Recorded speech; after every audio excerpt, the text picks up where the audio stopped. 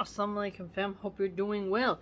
We are reading Bukhari and we are in volume 1, the chapter of Ghusl. Yeah, let's begin. Bismillah ar-Rahman ar-Rahim. Go ahead and listen to this as you cook. Clean your fish tank. Okay? Draw, paint, sculpt, whatever it is you're doing. Okay.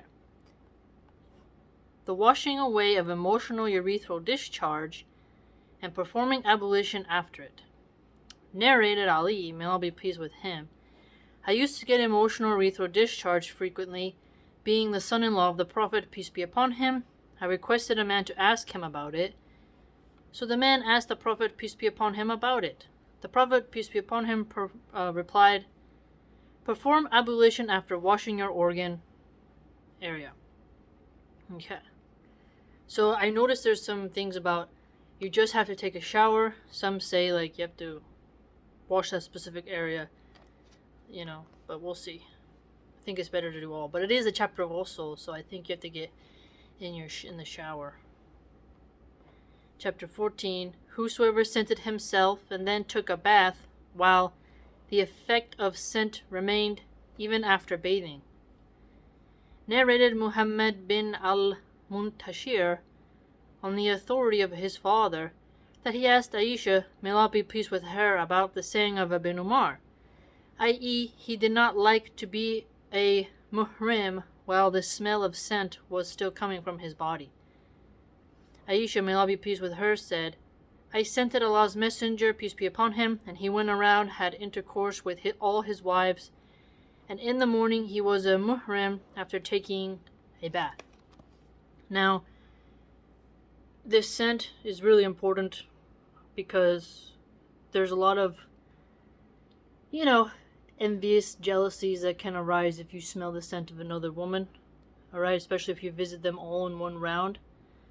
It also can turn that person's mood off. But you can make your own, cologne is, some of them are so strong they could choke an elephant.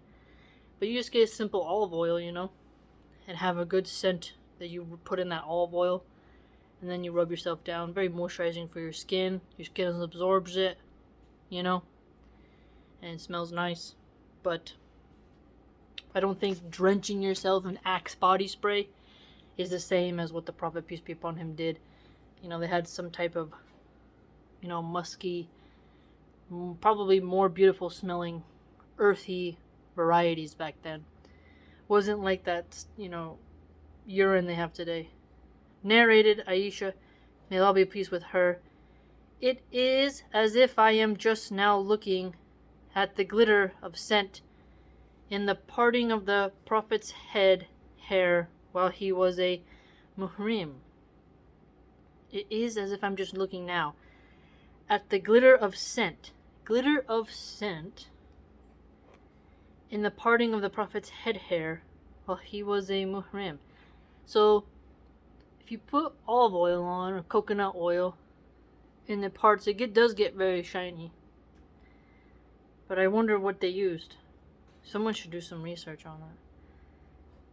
To rub the hair thoroughly while taking a bath, till one feels that one has made his skin wet underneath the hair, and then pours water over it. Permeability. I heard a lot of people talk about how when you fry your hair by constantly bleaching it and dyeing it, the hair follicles actually absorb less water and they become brittle like straw. Ever since I heard that, I believe Mufti Menk once talked about it, where he said, dyeing the hair frequently prevents permeability. Same with nail polish, with your cuticles. You want permeability because the water going in there and flushing it out, that is what it's supposed to do. And I really understand that now. And I can tell the difference. I've stopped dyeing my hair ever since I became a Muslim. And the roots of my hair, because there's no dye that has ruptured and fried the hair follicles, they almost receive water better. It's really interesting. But it's good to know that it consistently mentions your scalp has to be saturated. In today's age, when women are using those aerosol dry shampoo, it's really disgusting how long they'll go without washing their hair. and they'll just instead spray dry shampoo when they could just literally get in the shower for an hour, right? If you have long hair, it takes you time to wash your hair. If it's curly like me, you got to take longer because you got to be diligent. But if you have short hair and it's real thin, get in the freaking shower and do ghusl. But some women cut corners, and they really have a really disgusting smell coming from their scalp because they don't wash their hair. They just spray it with aerosol chemicals over and over. And if you remember, on the community post I shared maybe over a week ago, the FDA recalled some of those aerosols because they had cancer agents. So imagine, here in the Book of Ghusl tells you just get your scalp wet. And some women are lazy to want to do that, and they're spraying dry shampoo and maybe causing cancer in themselves. It's amazing how Allah gave us water. We can have different, shampoos and stuff. But getting in the shower calms you down and will purify you fully. If you have I don't like baths. I like shower. But some people, they like bathtubs. I don't like sitting in my own dirty water. I like it to be drained down the drain. But again, the key component here is really feeling that it's saturated.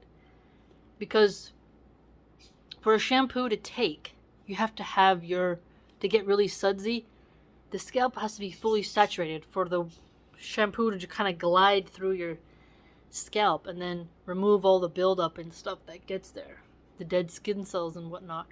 And if you eat really yeasty, starchy foods or sugary foods, your scalp will produce more of that, and that's why some people have problems with dandruff beyond just genetics.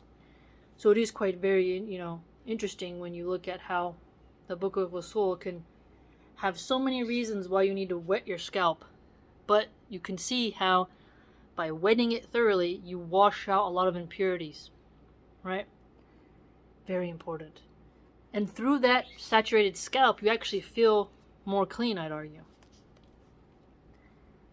Narrated Hisham bin Urwa on the authority of his father, Aisha, may Allah be pleased with her, said, whenever Allah's Messenger, peace be upon him, took the bath of Janabah, he cleaned his hands and performed ablution like that for Salah prayer.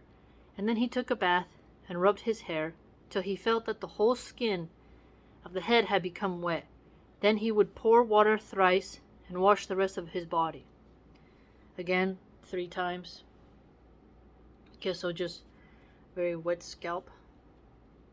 Okay, very important. It's not simple, just like a bird bath. There was a baño de pájaro. I'm trying to think of the word. We used to make fun of each other. Well, not me as a woman, but the men when they'd come into work, if they hadn't taken a shower in the morning. Baño ruso, they would say something like that, like you didn't really take a shower, you didn't take a bath, you just sprinkled like a little bit of water lightly on your head, and not fully saturating it obviously, and went to work and you smelled like dry dandruff and dry sweat. It was very unpleasant. So here, Ghusl will fix that right up for you after Janabah. Aisha, may Allah be pleased with her, further said, I and Allah's Messenger, peace be upon him, used to take a bath from a single water container from which we took water simultaneously.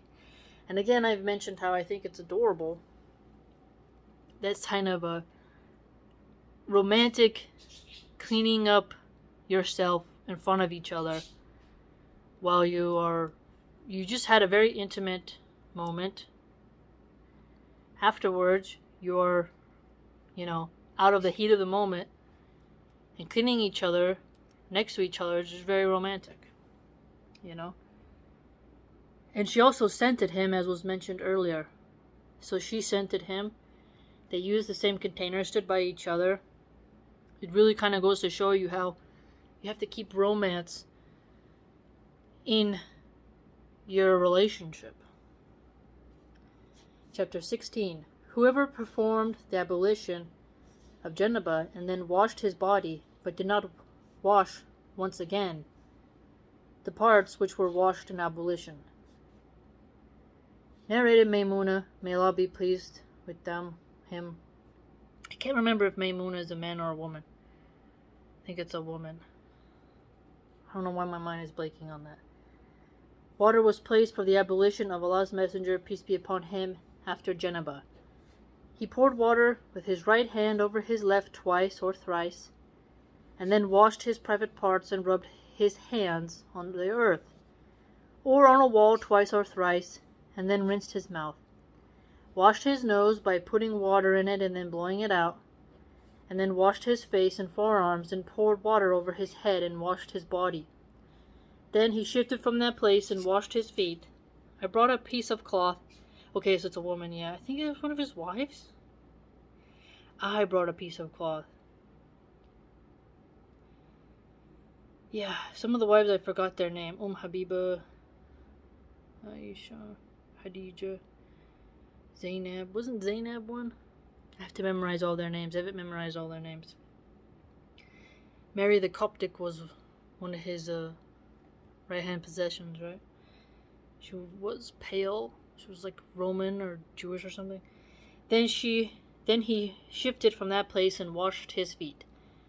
I brought a piece of cloth, but he did not take it and removed the traces of water from his body with his hand. And now this is another one where we see that sometimes he used a towel and sometimes he didn't, and just air dried. Today you have to be careful if you have carpet or it's even on a wood floor. If it's too much water, slip, and you don't want to, sometimes you air dry too much on your carpet. A lot of wet carpet, it can be stinky if you're doing that all day.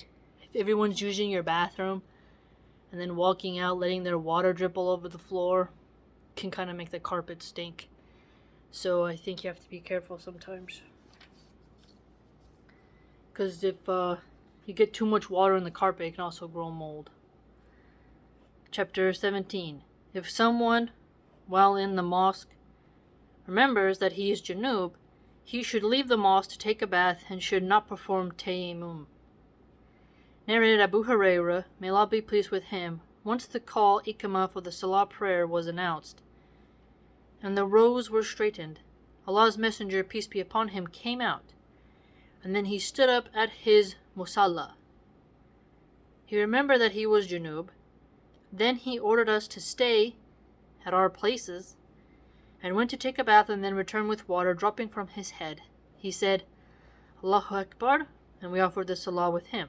So here, I remember that as well, because I thought it was cool how they waited. He told them to stay in their places, right? But I do sometimes wonder, is that like a discipline training? Because why couldn't someone else just have let it and then he went to take a shower and then did the next round? But he kind of kept them there waiting. So you have to wonder, how fast he did it. How long was that? And is that a moment when the prayer was delayed? Because you know how you can delay a prayer? So, makes you wonder, doesn't it? Chapter 18. The removing of water from one's body with one's hands after taking the bath of Janabah. Narrated Maymuna, may Allah be pleased with her, I placed water for the bath of the Prophet, peace be upon him, and screamed him with a garment. He poured water over his hands and washed them. After that he poured water with his right hand over his left and washed his private parts, rubbed his hands with earth and washed them, rinsed his mouth, washed his nose by putting water in it and then blowing it out, and then washed his face and forearms. Now people might say, why would you use earth? Interestingly, clay comes from the earth. And if you rub clay all over your face, let it get dry, and then you wash it off, it actually exfoliates and removes excess oil from your skin. You can buy powdered clay and put water in it, or you can just buy a bag of clay that's already moistened, and then rub it on your face. Pure clay, not like the kind in the beauty stores that have sulfates and other chemicals, but just raw clay. It does something for your skin. Sand as well. You're always in the sand, rubbing sand on your face, it exfoliates your skin as well. So certain soils, their composition, the earth is so pure that it's really amazing how they have these cleaning properties in it.